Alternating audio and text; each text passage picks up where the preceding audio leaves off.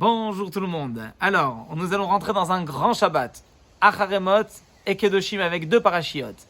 La Gemara nous raconte qu'un jour, un homme qui s'appelait Turnus Rufus Harasha vient voir Rabbi Akiva et lui dit « Akiva, si votre Dieu aime tant les pauvres, pourquoi il les nourrit pas ?» Rabbi Akiva lui répondit « Parce que Dieu veut nous donner le mérite de cette grande mitzvah qui est la mitzvah de Tzedaka. » Alors, Turnus Rufus continue et lui dit « Oui, mais... » En réalité, c'est comme si un roi jetait une personne dans un trou et le prive de nourriture, et toi tu viens par derrière et tu le nourris. Alors Rabbi Akiva lui répond, lui dit non, parce qu'ici il s'agit du fils du roi. Et si le roi avait emprisonné son fils, il est évident qu'il serait heureux de savoir que quelqu'un s'en occupe. Alors, en réalité, là est la mitzvah de Ve'ahavta l'ereacha kamocha, d'aimer son prochain comme soi-même. La Torah veut nous dire qu'il n'y a pas de riches et de pauvres, il n'y a pas de gens grands et de personnes petits.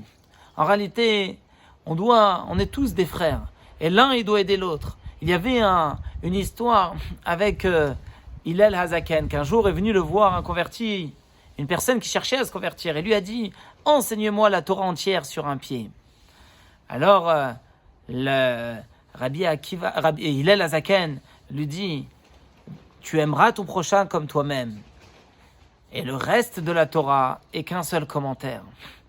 Comment comprendre une telle chose? Et comment on peut arriver à aimer son prochain comme soi-même? Alors l'idée elle est très simple. Pour pouvoir aimer son prochain comme soi-même, il faut arriver à mettre son âme en avant et les besoins de son corps les rendre secondaires.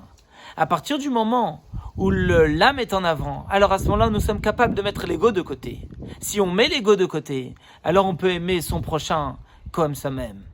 Et à partir de là, on comprend pourquoi aimer son prochain comme soi-même, c'est ce qu'on appelle Klal Gadol. Rabbi Akiva dit, c'est Klal Gadol Batorah, c'est une règle de base, la grande règle de la Torah, et la raison pour laquelle aussi Hillel Hazaken a répondu à ce monsieur que toute la Torah entière dépend de cette mitzvah.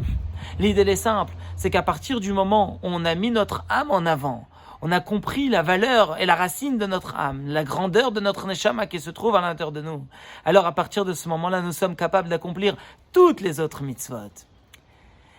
Alors, il nous reste que d'avancer dans cette mitzvah, comme on l'a dit, que le Mashiach va venir par l'accomplissement de Ve'ahavta, de la Havat Israël, de l'amour de son prochain.